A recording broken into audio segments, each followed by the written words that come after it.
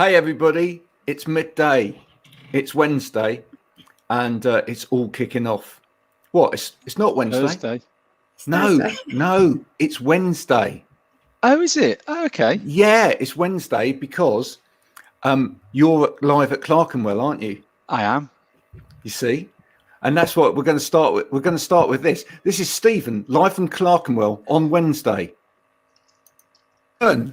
You're out on the road, mate. Good. Where are you? Good afternoon, Mr. Coath. I am in London. I'm in Clerkenwell. It's part of Clerkenwell Unlocked, which is a great idea to get everyone back up and running. And I'm with our friend Pat Johnson at Hood Seating, and I've just found myself a booth, a nice orange booth, as you can see from the background, where we thought we could do some wow ergonomics on the road from. That's brilliant. Now, by the time this goes out, the football will have been and gone, and it will have, it will have all been decided. Any predictions for tonight? A lot of bitten fingernails, tension. Well, a repeat of Saturday would be nice. We'll come back to that in a minute. Yep. Because Stephen, and actually it's Thursday now. Yes. That was Wednesday. Yeah. It wasn't a repeat, was it? No. Not a repeat at all. No. Odessa, who's our special guest today? Hi. Hello. You don't like the football, do you? I did actually watch it yesterday. Well done. But my problem with football is that I have to be distracted when watching it, because I don't think in the 9 years I've been married, my husband's ever seen me watch football. Doesn't quite understand how aggressive I get. And it's been a long time since I played. So the phrases, they're not even moderately correct. And I was just fuming and I was so angry. And he was just like, I'd rather you just continue watching The Crown or something, please. Oh, well, there you go. Odessa, before we go back to me and Stephen from yesterday, which was live, and it's just confusing. That does do your head in, yeah. Right? Let me put a different backdrop up as well. Oh. Yeah. Hang on. Here it is. There you go. Getting IKEA vibes. All the IKEA vibes. Well, exactly. This is just to remind people who we beat along the way. So yeah, tell us about yourself. What is it that you do? So I'm an account manager for a digital marketing firm, but more importantly, I am a serial networker for them as well. So getting the brand out there, opening the conversations, meeting new people. So yeah, we want to talk to you about hybrid working, because Stephen, we've been talking about hybrid working, home working, etc. Odessa actually is the living proof of hybrid working. She is now a hybrid worker. That sounds like a disease. Well, actually, funnily enough, when you and I had a chat about it yesterday, you actually said that, didn't you? You said that it sounds like a cheap Toyota. But look, yeah, tell us, in your own experience, were you home working, by the way, during the pandemic at all? In some of the roles I had, yeah. The first role I was completely on furlough. Left that for another role that was supposed to be completely office based, and then I was there for 3 days, and then we went into lockdown. So it was completely remote. And then I was actually then hired for a job where it was completely remote, and we did a couple of days in the office as and when it was sort of allowed to. But now I am fully hybrid, so I'm 3 days in, 2 days out. And how are you finding hybrid? Does it work? I think society in general and employers have needed to understand the importance of the work-life balance, or what we spoke about is life balance, really, in that it shouldn't be that you need to take annual leave for the washing repairman to come out to you, or it shouldn't be that you need to ask permission, because companies now know that working from home works. It isn't affecting productivity. I actually really enjoy it. And when Scott Jones, our CEO, spoke recently, he said that you just can't beat the collaborative force of people working in the office, absorbing from each other's conversations, the ideas and creativity that you encourage and you foster in there. And I think only companies where they had such a strong culture have been able to kind of pick up where they left off in this period of working from home. But otherwise, Yeah, I really like it. I think it's important to have that mix, and having that kind of diversity in your working pattern. Has anyone struggled with it in your work? Has anyone struggled with going back into the office or sort of being around other people? No, not at all. No, like everyone's really happy to be back actually, which when I've looked at sort of LinkedIn conversations, everyone's like, oh, I've got to go back to the office. Like there's a lot of dread, there's a lot of irritation because we've all got comfortable working in our pajamas. But actually, most people are just happy to have the camaraderie again and being able to talk to each other, because it was so much easier just to interrupt somebody or have a quick chat with them than it was to wait for them to answer your Zoom call. Now you do social media for people, but you also do websites and stuff like that as well, hence the company name 123 Internet. Tell us how important has been going online to people over this last year, and have you just seen it rocket in terms of people wanting to do websites and stuff? Yeah, absolutely. I think there were a lot of businesses that started up in the first lockdown that kind of brought themselves onto Facebook as their first main platform, and then realised that actually because they'd grown, they needed to expand into their own website. I spoke to Scott about this after we spoke and kind of to get his spin on it, and he said what was really interesting is that people were moving into asking us for support rather than us needing to sell. So we were talking to a lot of our clients about how best to support them with the changes that they were going through, how best to help them to continue working as normal. So he sent out colouring books to people who knew had children so that they had something to do whilst having a conversation. And it's thinking about, as a business, how you can work more together as a partnership and supporting each other, rather than picking up that kind of sales role of what else can we do for you, not taking into account that lots of people don't have the money anymore, that they're struggling financially, and actually we just needed to be there for them. So yeah, we've continued hiring, hence me, and we've continued to grow and plan that into our future as well. Steve, have you got any questions for Odessa as a hybrid worker? Well, I'm interested. I mean, the split you were saying between 2 and 3, I mean, is that flexible? Are the preferences, are the days where you think, I don't want to try, I mean, I don't know, are you London based, Odessa, I guess? Do you want Milton Keynes? Right. So I'm thinking, you know, are there days where you definitely don't want to be going in? I mean, maybe in my thinking would be is people are going to want to work at home predominantly on a Friday, so they can start the week earlier, not early, as in knocking off at 3, but actually on. And I'm wondering again if Mondays are a day where, you know, people go, don't fancy the commute on a Monday, I'd rather work at home and have a slightly sort of slower start. So have you got any preference? Has the business given you any guidance around how you allocate those days for hybrid working? Yeah, I think obviously for social distancing within the space that we work in, we've worked out, you know, how many people we can roughly have in the office at any one time and how we can do that safely for everybody. For most part, I sort of picked the days that I wanted to be at home because I wanted a couple of days in between.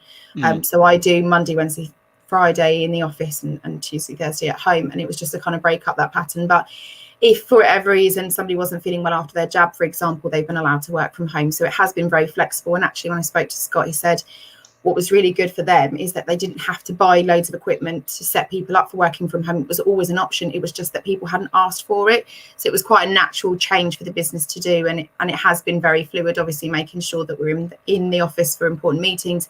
But again, so much of it could be done over Zoom, which we're using really well, that it didn't really make much of a difference. But it was mostly rotated for sort of safety as to that initial preference. And then it was for people to decide, really. Did you see, Graham, there that Odessa managed to get the word hybrid and flexible working into the same response? Yeah, so, which is interesting because you know, we've spoken to Nicola Pease and people in the past. They're two very distinct. They're not necessarily the same thing, are they? No. Well, they're not the same thing. So it's quite good to see that actually how you gave a great example of how you were hybrid working but equally flex working at the same time. Yeah, absolutely. I mean, we've had people who have had illnesses. Or like issues with appointments for their dog and that sort of thing, where it was just easier for them to work from home. And it is possible for employers to be flexible so long as that person is still able to work, still able to do their day. There is nothing wrong with them from where they're working. We've already demonstrated that during the pandemic. And I think it's allowed people to stop being so closed-minded about how we can work. And it becomes more about working together, working for what is going to be most convenient, so long as people can still perform their day-to-day role. Yeah, absolutely. Well, I've got someone calling at the door, so I might have to go and find out what that's about in a second. But while I'm doing that, just answer this question then. So your space that you've got, I saw your office space yesterday. That's quite a cool space. And I think that's important because you have got these areas that are more communal. You had what was it yesterday? Was it a pool table or it was a our board table is a pool table. Yeah, you see, you have a cool office. Right? Yeah. But what's it like for people that haven't got a cool office?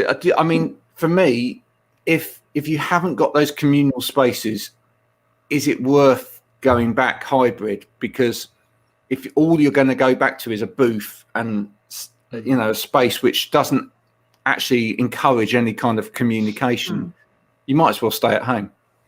Yeah. And I think absolutely it's important to make the office to be a space where people want to work. I mean, I've worked for other businesses where the office layout, the furnishings hadn't been updated in, say, 20, 30 years, and it was a tired, depressing space, and it really affects how you work and how you look after space, how you interact with it. We're very fortunate, like you said, to have lots of communal areas, creative spaces where actually what I found really interesting and actually kind of alarming when I started there is that there's no, apart from the boardroom, there's no private space to have conversations because we're all working together. It's open, it's collaborative, we're all working that closely. And I think especially where mental well-being and mental support was so important during COVID, I think, or I'm hoping at least, that companies identify that you cannot sit somebody in an individual closed booth for 7.5, 8 hours a day anymore. It's not fair. It doesn't help them to create. It's demotivating. It's depressing. And I think employers are actually just better than that. If they think about the workspace that they're bringing people into and what's going to work best for that creative and collaborative working, I think they'll see that the way that they've been doing it, yes, you can cram lots of people into a small space, but hopefully social distance will make people realise that actually space them out a little bit more, give them a little bit more of communal space, and just see how much, how more productive people are and how much happier they are to be there. Now, talking about better design for offices, segue, back to Clerkenwell Design Week yesterday. So you were at Clerkenwell Design Week Unlocked, which was not the full Clerkenwell Design Week, but it was a version of it. Let's all go over to that, and we'll come back to this chat in a minute. Okay, so let's just, here we go. I've never felt so comfortable watching an England game as after 51 minutes when it was 3-0, and you just thought, they ain't coming back from this. We've got this. We've got it covered. I know, it was great. It was fantastic. So tell us, give us a little bit of an insight to what it's like in Clerkenwell at the moment. What sort of things are going on?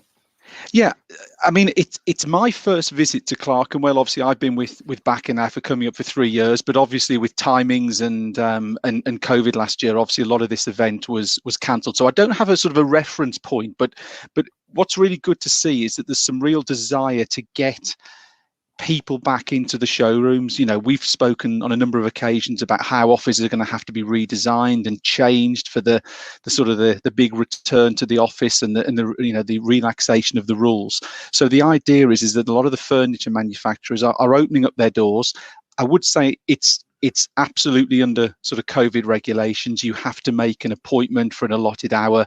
My understanding is normally people are just wandering up and down into various showrooms. That's not the case.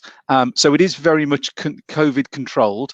But it's good to see that this is happening. This is the start of the reopening of this area. As I say, it's the sort of the hotbed of the furniture sector for the UK. So yeah, up and running. There aren't lots of people around. There are certainly a number of people around. I sort of was just arrived with Pat at Hood Seating and was listening in. Couple of people sort of hosting some visitors, talking around sit-stand desks, talking around monitor arms, accessories. So clearly the organisations are now really getting interested and now looking to sort of get their plans in place. So I wouldn't say it's certainly not what it would normally be, but it's good to see that there is activity starting and people are coming out and coming to see what people have to offer and getting a feel for what's available for them when they're looking to invest.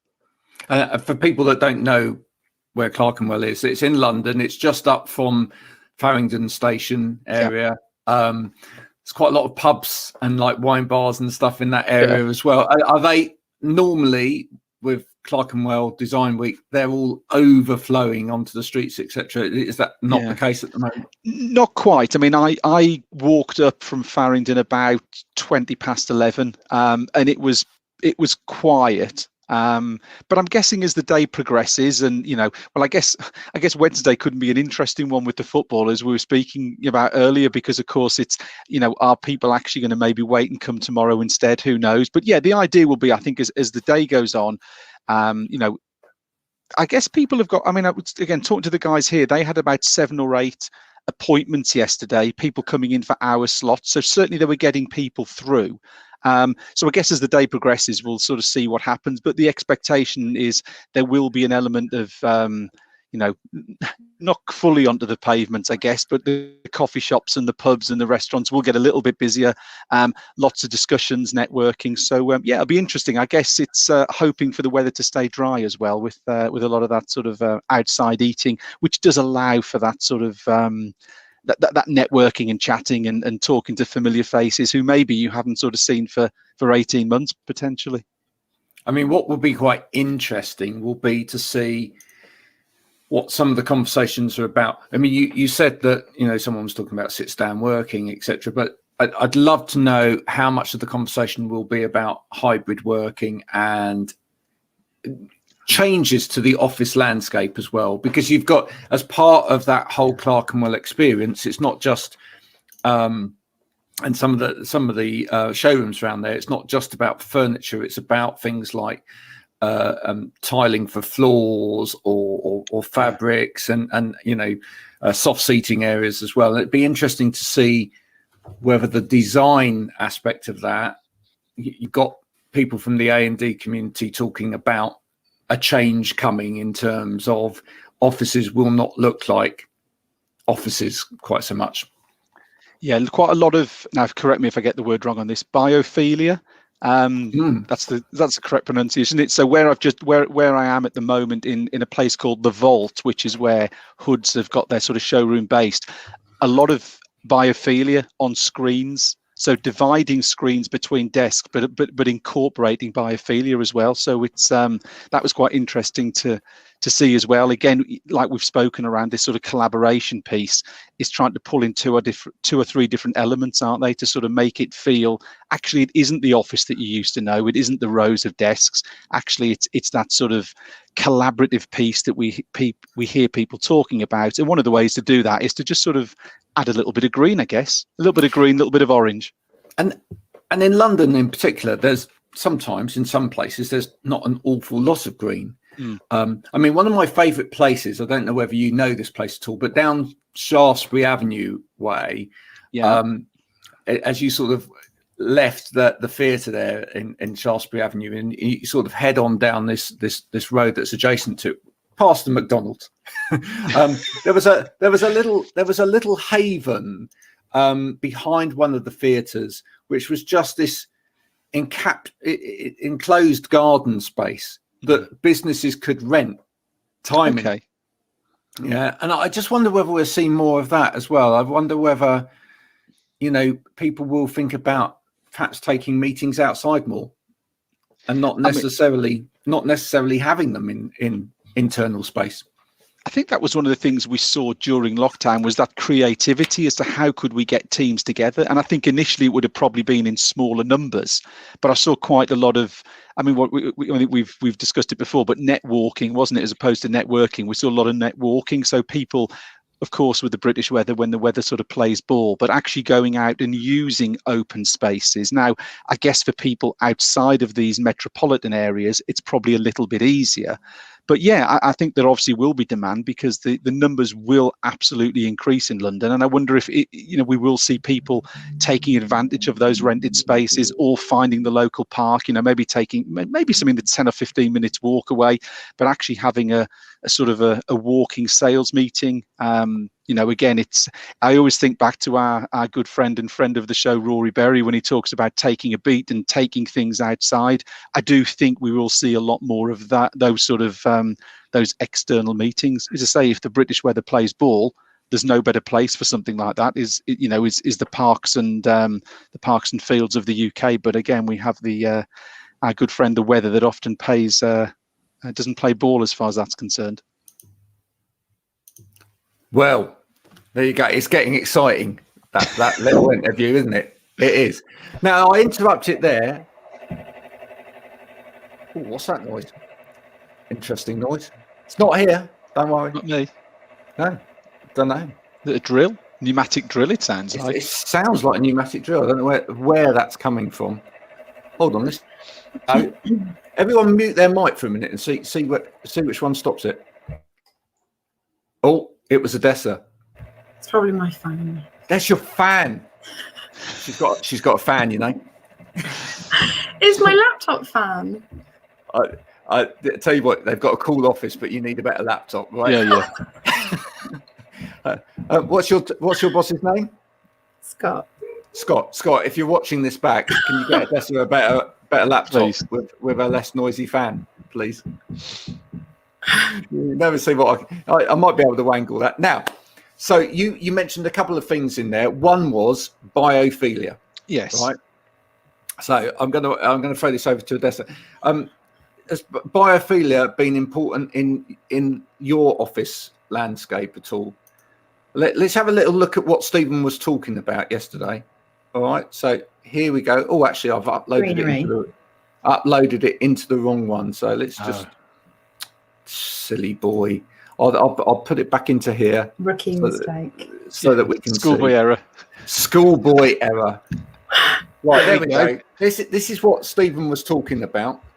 There you go. So just talk us through this. That is live moss growing on screens. Is it not? Moss put on the screens. I mean, I sort of had a double take when I saw it. Is that really what I think it is? It actually had a really nice effect. You'd probably have to get used to the slight odor. Actually, it was a really interesting concept of almost taking those bland dividing screens and having moss. I just assumed they'd left it too long when no one was in the office and stuff. Like, you know what? Yeah. Let's just let it stay. That's what happens when you have the office too long, guys. There was a terminology for it, and I'm just desperately trying to remember what it was. And I sent it to you, Graham, didn't I? What did they call it? They called it preserved moss. Preserved moss. But it doesn't. I said, well, how long does it last? Well, it doesn't die. It just carries on being moss and staying. I prefer if it was seaweed and you could actually eat it. Yeah, that'd be quite cool, wouldn't it? You could a bit of. Oh, I need a snack, bit of seaweed. Yeah. Yeah. Sort of thing Homer Simpson would do, I guess. What they should have done is they should have done like herbs and stuff like that, because then you could do that to your lunch and it would smell nice, and you're actually growing for purpose. Need a bit of basil on that pizza that you've ordered, no problem. Just nip over to Harry's desk. Yeah. Bit of crest. There you go. Make it useful. See, so is it with all of that? Is biophilia an important part of the design in your office? Do you have a lot of plants in there? I mean, I've got some lovely greenery behind me when I'm in the office. Fake greenery, and I actually really like the look of it. I know it's not real, and nobody. Great comment. How can you see your spreadsheet with moss on the screen? And look at this. Strawberry. Yes, Ashley. Strawberry plants. Yeah, strawberry plants, maybe. Is he thinking about strawberries or beer, or is that some sort of hybrid? It could happen. You could have hops in your desk. Strawberry plants, nice. Strawberry plants. I'd love strawberry plants. Missing a trick. Yeah. No, we've got some greenery around, and we can see it out our window, which is quite important. And actually, you do.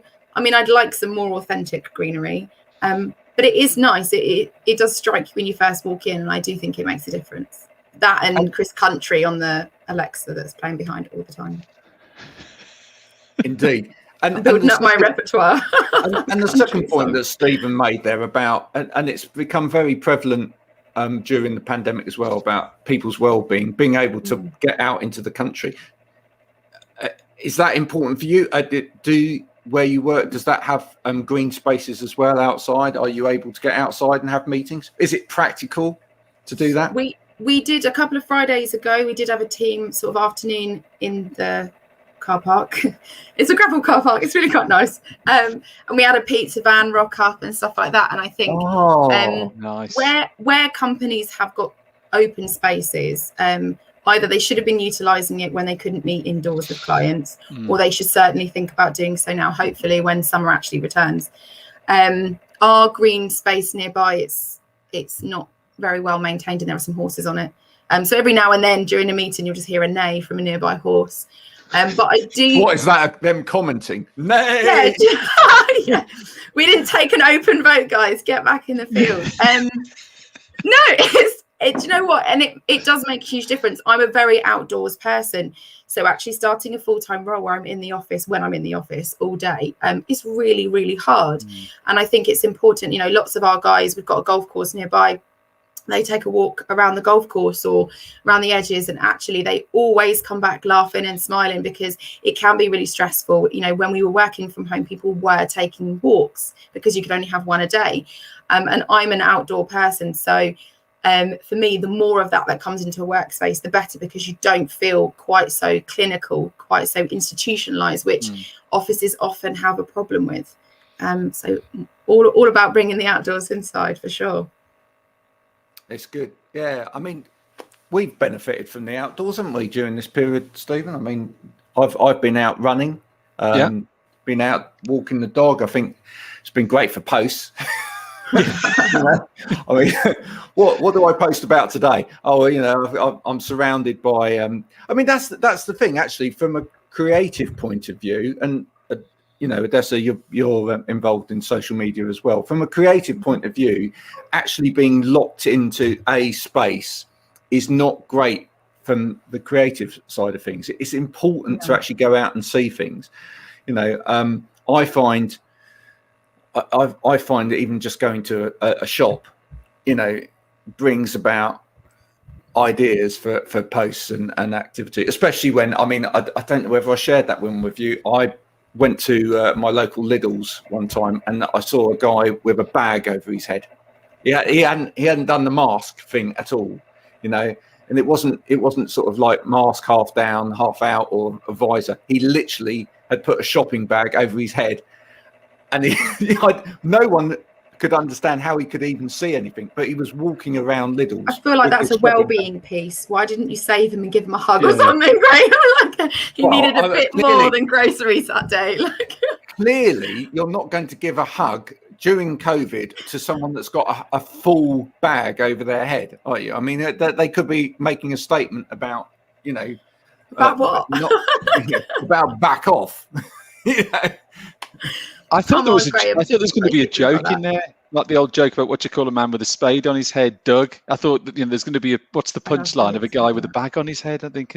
Well, that is the punchline in itself. It's funny in itself. It is the punchline. That is the punchline. Yeah. It doesn't require anything, but no, I mean, getting outside is great.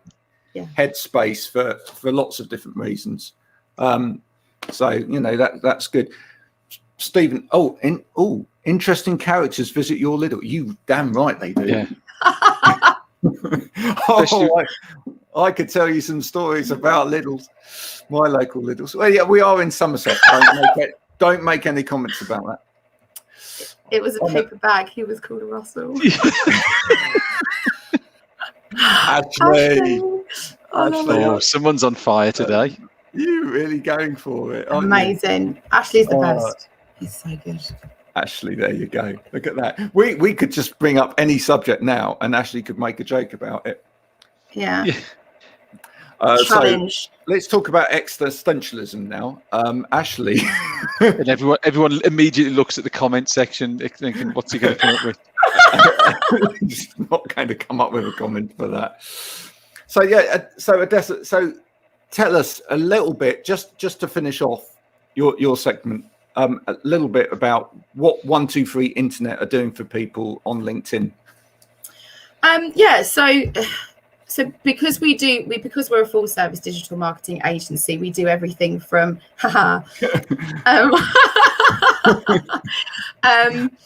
because we do everything from your website, your SEO, we make video content, we do telemarketing. And I think what's really great about it is that because you can offer a full service, it means that the branding is consistent all of the time. And I think what's really important is giving people the tools that they need. So one thing it's great is that they're able to have conversations with us for support reasons. We're planning white papers and podcasts and things like that to give businesses who aren't quite ready for an agency the expertise of an agency and that hand holding and asking for advice on what works and what doesn't. And I sat through Ashley's LinkedIn workshop last week, and I've had some great tips from Randall, one of my friends who's watching as well. And there's a great community here for support, and actually agencies should be no different. They should be that kind of partner, that relationship with you.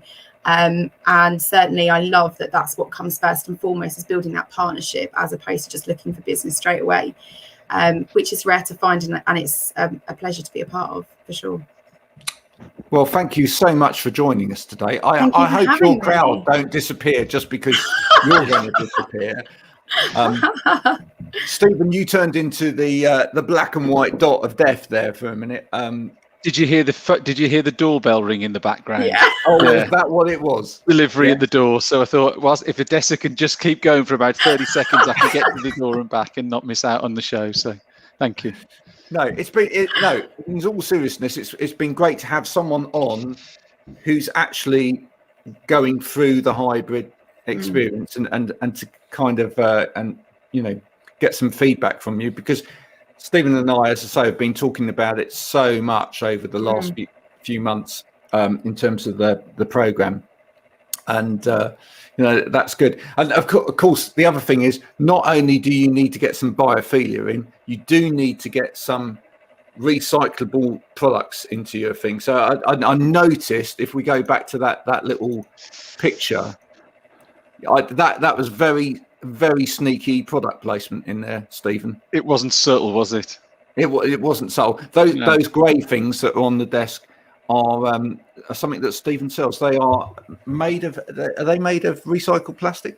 Recycled water bottles. Laptop stands made out of recycled water bottles. So it's a material called pet felt. So it's great material. It's just a step away from metal and acrylic. So it ties in nicely with the moss that's behind it, doesn't it? It does. The whole thing just feels much more close to nature, even though it's a desk. Yeah. Amazing. There we go. Odessa, thanks so much for joining us today. Thank you very much for having me. Speak to you soon. Bye. Thanks, Odessa. So back to yesterday and Clerkenwell. Here we go. Well, by the time this plays, you will be back talking to me in the studio. You will be partly introducing yourself in a kind of surreal way tomorrow. So do keep a lookout for anything really interesting as well. I will do. If you see anything new that's particularly interesting, do snap it on your camera and send it through to me, and we'll bring those up tomorrow for you to discuss. Yeah. I mean, one of the interesting things, again, Graham, I know we touched on this separately, but for those people who haven't used public transport, I get on at Birmingham and travel down to Euston. It's a very, very quick journey, and always used to very sort of packed carriages. There was 2 people in the carriage today. And it does raise questions. Again, we get into a wide range of subjects on WOW, but you think about the sort of the future of public transport. There's talk about reducing the price of traveling, but it does make you think, if obviously in the future there won't just be 2 people, but it's had a severe impact on the numbers. What happens if train travel only returns to 50% of what it was before? That's going to be a huge revenue gap for the train operators. So if the government's looking to get more people to go on the train, do they have to start subsidizing some of these franchises? I mean, it's an interesting one commercially as to where it will go. Yes, we want more people on the train, but if people are not happy to travel or don't need to travel because of working from home, who's going to fill that gap? Does it mean the ticket prices can't come down? Does it mean government investment? Does it need something else? Does it mean less frequent trains? I mean, who knows? But yeah, it's certainly an interesting experience. I've never seen the underground as quiet as well. Literally one or two people on the side. So for me, being a non-frequent London traveller, it's you do notice a huge difference. As someone that spent an inordinate amount of time getting a Southwest train into London on a regular basis, I would say that the great thing about that at the moment is that you can always probably get a carriage and a seat. Many's a time one had to stand for a lot of that journey, which was really quite unpleasant when you spent good money on a rail ticket. So I don't know, at the moment it must seem like the rail service has actually improved. Yeah. I'd say what was interesting as well, Graham, and again, I don't know if this is something that I've missed out on before, but they were encouraging you if you wanted a drink or a beverage or a snack, there's usually a part of the train where you can go and get that. But they were talking about download the app and we'll bring it to your table. So I'm talking sort of standard service. I've not seen that before, where if you want a can of Coke and a Mars bar or whatever, if you don't feel comfortable getting up and walking throughout the train, don't worry, download this app and order it and they'll come and bring it to your seat. So again, we've seen things like food shopping going through the roof, the amount of online food shopping, etc., and more things being delivered now, almost delivering within a train journey. So again, not something I remember from previously, but again, just an interesting innovation of app technology. And actually, if you're not comfortable moving around, don't worry, you can still spend your money. We will bring it to you. There you go. Yeah. Live yesterday from Clerkenwell Design Week Unlocked. It was a great experience though. Yeah, I think it's good to see a real sort of snapshot as to what it probably will be in let's say normal times. So it's great to sort of see how it all works. I think unfortunately, just because of all the restrictions, etc., it was going to be difficult with footfall, and I believe it was organised at quite short notice, obviously with all sort of restrictions, etc. So yeah, it was good to see what it will be like. I guess it normally is the last week of May, so I don't know whether again they'll do a similar type of thing back end of this year. Maybe they'll just wait until end of May. But there's lots of people designing, making, selling new products. Offices are being redesigned all of the time. Will they want to wait till then? Who knows? I mean, I've no idea. So it's not something I've ever got involved in before, but I like the layout. I think without restrictions in place, I think it will be really, really, really interesting. I wouldn't surprise me if they did something else this side of Christmas, Graham, rather than waiting until the end of May next year. Yeah. Now in the middle of that, I brought up this. Yes, you did. Which is your train carriage yesterday. On the way home. Is that on the way home? Is it? Yeah, that's busy. Fantastic. Yeah. I mean, as you say, that can't be sustainable. No. I mean, there was 11 carriages on that train, and I walked through another carriage and there was 2 people in it, and you're thinking, what? Yeah, you've got the social distancing element, but I mean, there must be a cost from running an additional cost from running a 5-carriage train to an 11-carriage train. Just literally no one on it, Graham. No one there. As I say, I know I sort of made an observation on that recording from yesterday, but it's really interesting as to where the whole train piece will go around numbers and cost. We're often told how it's the UK is the most expensive railways in Europe, or something like that. You hear anecdotally, but okay, that's fine. How is that scenario going to help? Surely can it make it worse, or less frequent service? Then you get people where the service then doesn't work and people won't use it because, well, it used to be a train every 20 minutes, but now it's on the hour. And it's an interesting one as to how the train and the whole public sector piece works out as we work through flexible and hybrid working. Yeah, and you said the tube was similarly quite empty. I'd be interested to know, have you met anyone that's been on a plane recently? Yeah, a friend of mine did an internal flight, Birmingham up to Glasgow. A similar sort of experience. It was sort of probably less than half full. Wow. And Birmingham to Glasgow, having done that flight a few times, is generally quite a popular route. But he was saying there was only a flight 7 in the morning and 7 in the evening. So there was, those options of 4 or 5, 6 flights throughout the day. At the moment, it is either 7 in the morning or 7 in the evening, and they're only half full then. So again, where does, are people suddenly going to start filling planes up again? Not so sure. Not so sure it will happen.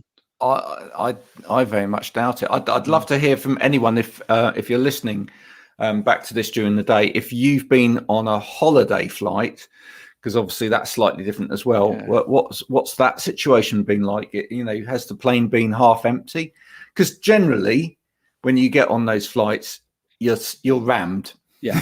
I can't actually ever remember being on a flight where it's been half empty. I guess the odd flight back from America, it's been, there's been a few empty seats. Yeah, but generally, especially within Europe, if it's been a cross Europe flight for holiday, whatever, that flight has been rammed. And you get the whole thing of people. Actually, this is a bugbear of mine. Get that whole thing about there's not enough overhead spaces for the amount of people that are on the plane. Yeah, that's bad design, isn't it? It is, and of course, having done last flown about 16 months ago, the worst problem, of course, is when they charge you for the baggage.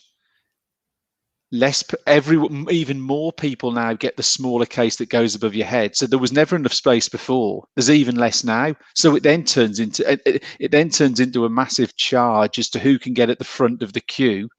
Because if I'm at the back of the queue, yeah, I can imagine. Yeah, always. But of course, always you're then at the back of the queue. You then don't get you then get the bag above your head. It's at your feet, and actually, it's sort of self-perpetuating, isn't it, really, that actually the problem gets worse. They encourage you to put it in the hole, but then I don't want to do that because I want a quicker flight. I don't want to pay extra, etc., etc. I honestly have always been dreadful for that. When I fly with people, they're honestly, I'm like, now we need to get to the gate early, and they're like, no, there's no need. You just no, we are getting to the gate early. I'm going to get right to the front of that queue.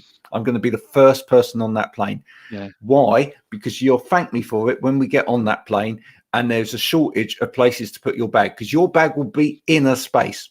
Yeah. Don't worry. You will have accommodated a space.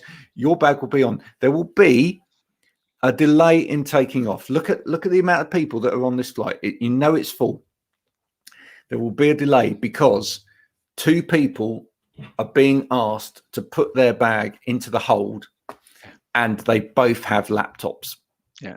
And they don't want to put their laptop into a bag in the hold, understandably, because when you sit there and you look out the window and you see them loading the bags, it's a heart in your mouth type moment, isn't it? It's like, right, this one, this one.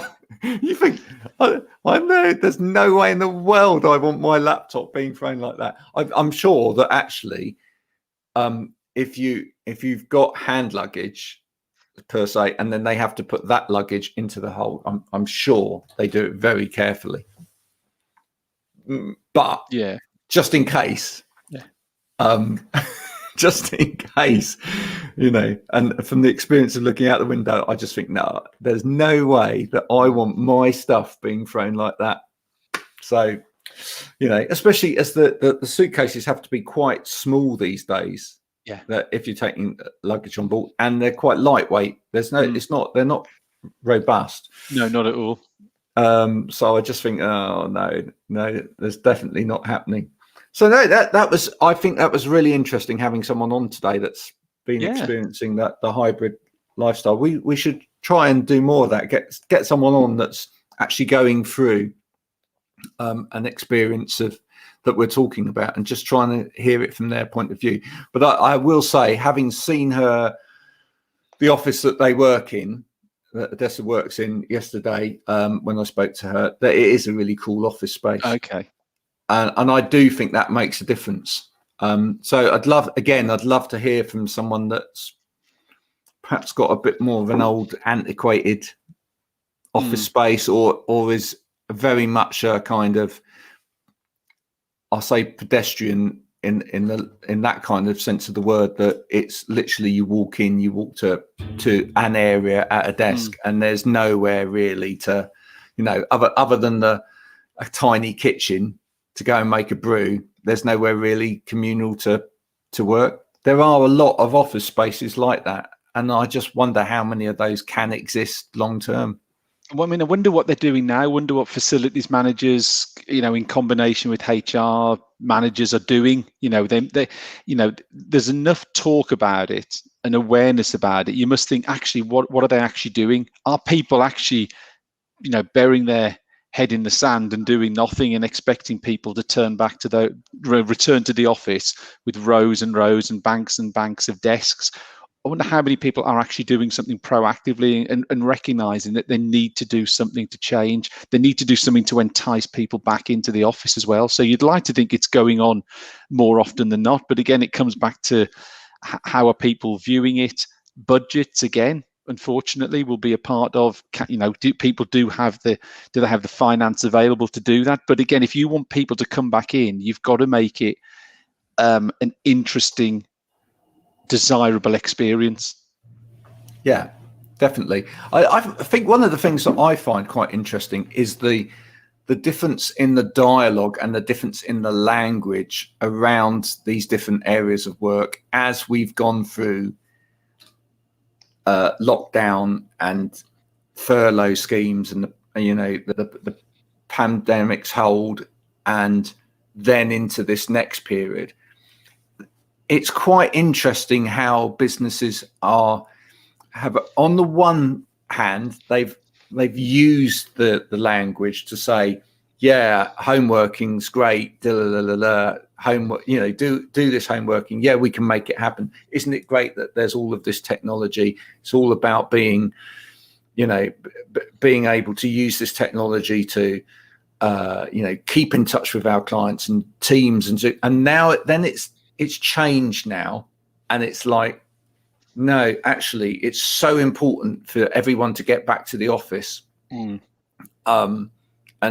Zoom all day long is really bad for people, etc. Now, hang on a minute, there's got to be a middle ground to some of this, yeah, and yeah, people are talking about hybrid at the moment, but I do wonder whether in the back of some people's heads they're thinking, do you know what, we will just sneakily get people back to the office long term.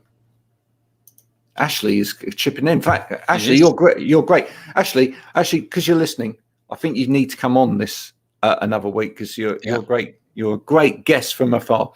I was chatting to an old established company earlier, and they are embracing the hybrid model as they are worried they'll lose their staff. I think they have to. Yeah. We also talked about trainees missing out from the experienced staff by working from home. I agree in both of those things. I agree that you do need to learn from the people around you. For me, I think it's really about, and I've said it time and time again, I think it's about the experience in an office for people doesn't need to be the same experience as when you work from home. Yeah.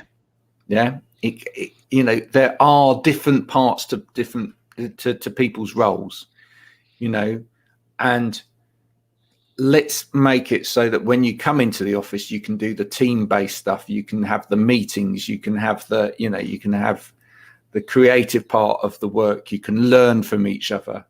Yeah, you can do all of that stuff, because otherwise you're not learning from each other if you just sat there, pushing through a database or cutting and pasting for 3 hours a day. It just doesn't, that's not achieving anything. No. You can do that at home, and I'm sure actually in some ways that is easier for some people at home. I understand that some people are struggling with loneliness. And did you see the BBC report about an increase in boredom from working from home as well this week? Yeah, you saw that as well. Yeah, it's interesting. It is. I'm actually going to be talking to. had a chat with him this morning, a guy called Tom's, who I'll be doing a live with, and we're going to be talking about love your stress. Okay. Interesting subject. Yeah. But the premise of what he's saying is that actually it's really good for people to love their stress, and it's actually about learning to love your stress, not letting stress get a hold of you, etc. Actually, it's good to be busy, and it's good to be sort of under a bit of pressure, because pressure can be really productive, etc. Boredom's a nightmare. You know, if you're bored at work, there's a lot of questions that need to be asked, not just of the employee, but of the company as well. Why is that employee bored? You know, they shouldn't be. You know, they should be engaged. So, but yeah, I think it's for that reason. I think we do need to go and see other people from time to time. You know, people back into the great again. I mean, one of the things. Sorry, I'm on a rant here. No, but one of the things that I think people aren't asking in this is, prior to the pandemic, was the office working in the first place? Yeah. You know, it's a massive assumption that it was all great before. Probably wasn't. I don't think it was for a lot of people. I don't think it was. I think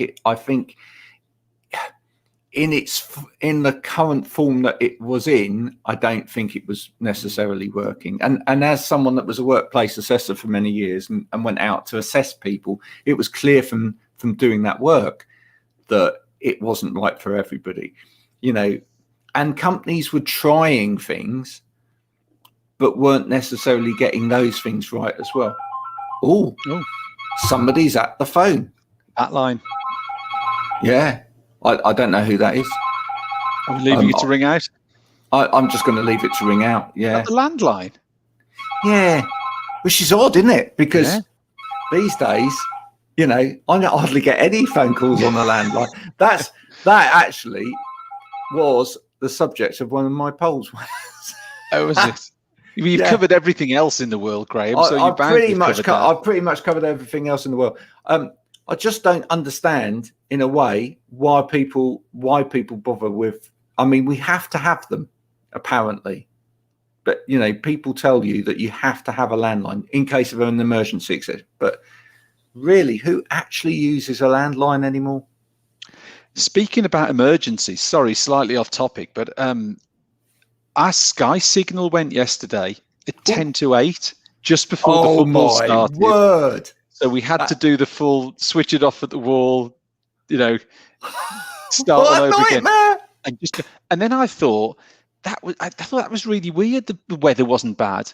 Anyway, on the school run this morning, another dad said to me, "Oh, you wouldn't believe this. At 10 to 8 last night, our Sky signal went." I thought, really? So it lives about half a mile away. No idea what happened, but yeah, we had a slight panic as to what do we do?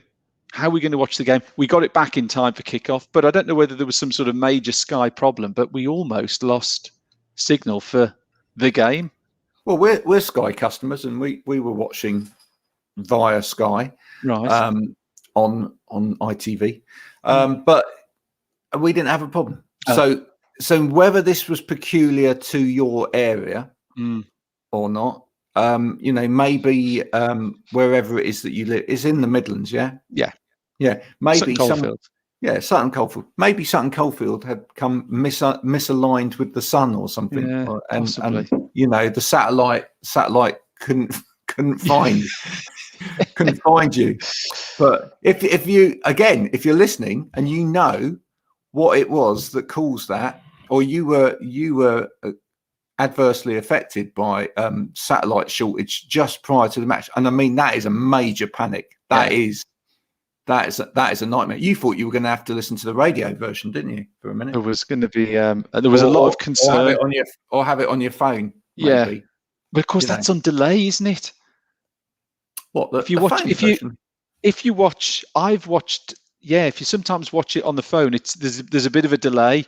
So if you're sort of behind the game and you hear a cheer go up and it's like, well, nothing's happened on here, and then suddenly it catches up. Oh, that's why there was a big cheer. So yeah, I had that the other week. I was watching one of the other games through the BBC app, but someone else was texting me with the score. It's like, hang on a second, and then it caught up a couple of minutes later. So they do run slightly behind. Well, I think it's down to devices as much as anything else, that delay. And actually, I know that for a fact because where I live, because we're in a terrace, so it's a row of houses that all back onto each other, and it was quite a nice night yesterday, actually, and so everyone had their windows open. But when we scored, you can hear like Ray, Ray, Ray. It's like a Mexican wave, down the road, and you think, oh, so maybe it's to do with how old your phone is or how old your TV is, as to whether or not you're the first person to see that goal scored, or the last, or the effectiveness of your equipment, whether it's more modern, whether your Wi-Fi is good as well. Absolutely. That can have an effect on it. Well, there you go. We've chewed through that all today. It was good to try the live thing out. I think we'll do that again. Next time though, I think we'll actually make it live. We'll actually try and do something live from somewhere. That would be great. Excellent. Maybe pick a day when you're out and about on the road somewhere. Have you got anywhere nice coming up? Not sure, but I'll have a look, because I think it worked really well, and I think it potentially the opportunity to bring other guests in and also see what else is going out there in the workplace as well. There might be an opportunity to look around some of these new hybrid setups. So I'll look into that for us, Graham. And say if we don't get it in, because I know we're having a bit of a break for the summer. If it isn't something we get done before the sort of the summer break, then something we can certainly line up for September when we come back after our summer holes. Well, what we can always do, if not, is we can always record some stuff. Here's an idea. We can also always record some stuff during the summer. Yeah. And bring that to the table in September when we come back. Absolutely. Good thinking. Good thinking, man. I might even do some stuff from my campsites that I go to. Yeah. So that would be interesting. Thanks everyone for joining us today, particularly Ashley. Ashley, yes. we are still going for the rest of July. So, if you do want to get in touch, give us your details, etc., and come on next week. That would be great. We always welcome a guest. And thanks today to Odessa for coming on and telling us about hybrid working as well. That was fascinating hearing that. Until next week, I don't know what time it's going to be next week because I haven't talked to Stephen about that yet. No. But until next week, thanks everyone for listening, and we'll see you again then. Bye for now. Bye.